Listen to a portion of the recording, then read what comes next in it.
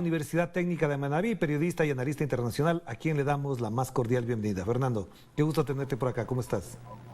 ¿Qué tal, Orlando? Un placer estar acá en Telesur discutiendo sobre las elecciones en la Comunidad de Madrid.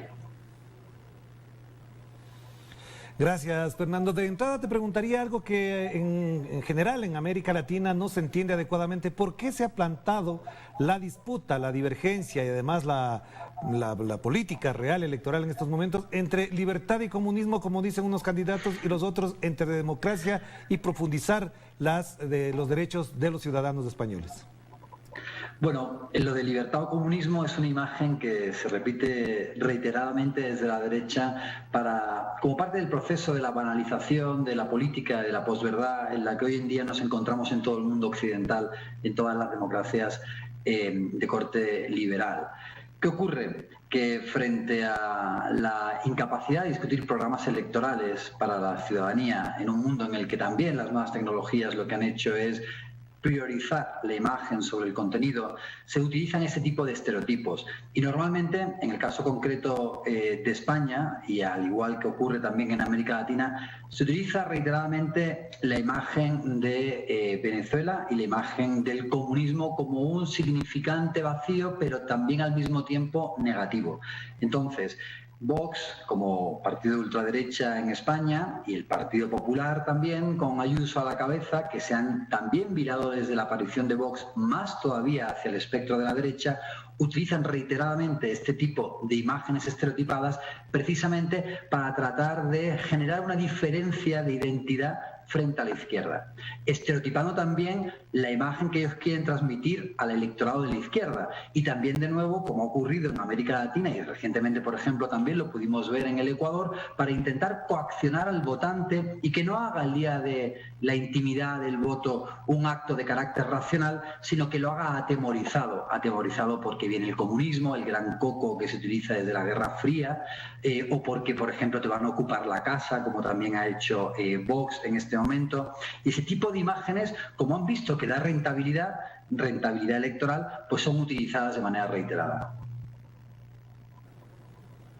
Claro, pero Fernando, esa rentabilidad a partir del miedo, de la incertidumbre, ¿en dónde se asienta? Porque un ciudadano español, digamos, en función de lo que se vive en España, del sistema político español, de las condiciones incluso en relación con la economía y el bienestar que viven los españoles, a pesar de la crisis, no tendría ningún parangón con lo que vive Venezuela a propósito del bloqueo.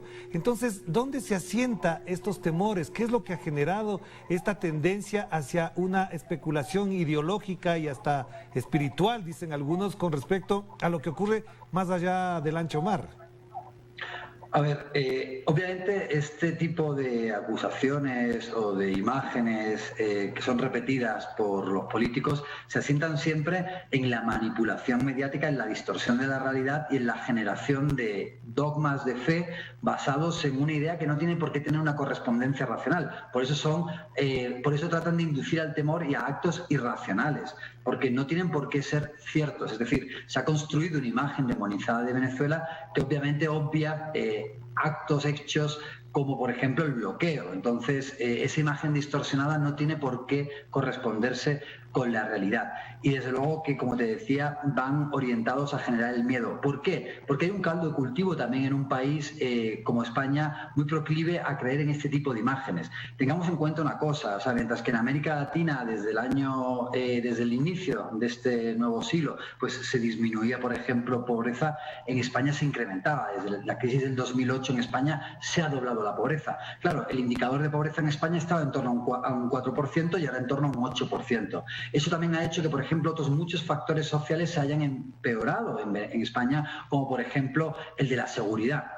Y entonces, en base a ese tipo de hechos, las percepciones subjetivas de una mayor inseguridad, se genera, por ejemplo, la imagen de que hace falta, como hace, por ejemplo, Vox y el PP, una mayor seguridad para, sobre todo mirando al electorado al que ellos normalmente le hablan, que son el de las clases altas.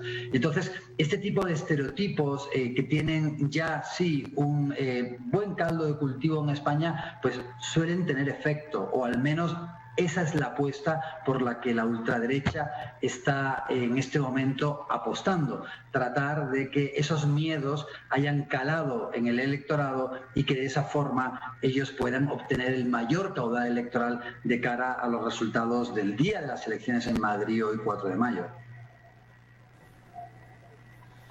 Ya, pero entonces en función de eso, una pregunta más, Fernando, y a propósito de lo que está pasando en España, ¿hasta dónde tiene asidero y tiene sostén el hecho de que si gana la derecha ampliamente, Pedro Sánchez podría llamar a elecciones, se le podría pedir la renuncia? En esa lógica, ¿por qué se plantean este tipo de opciones?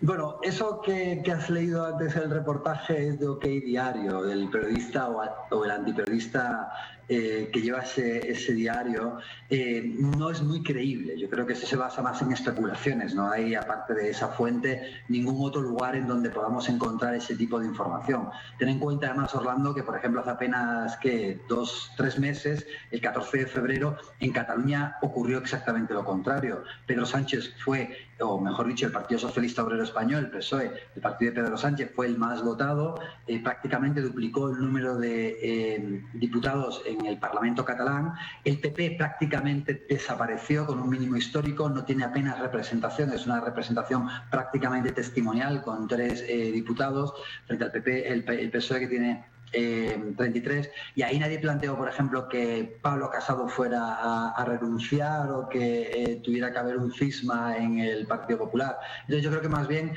ese tipo de especulaciones tratan de generar pues una mayor zozobra y también tienen una intencionalidad de carácter electoral, es decir, van enfocadas al hecho de que se traten de movilizar todavía más los electores de derecha para que eso pudiera levantar en la Comunidad de Madrid una esperanza de que va a dar lugar a un incluso cambio en el gobierno de España. Y a la inversa, también trata de movilizar a los votantes de la izquierda. Entonces yo creo, desde mi punto personal de vista, es una especulación sin ningún asidero realmente.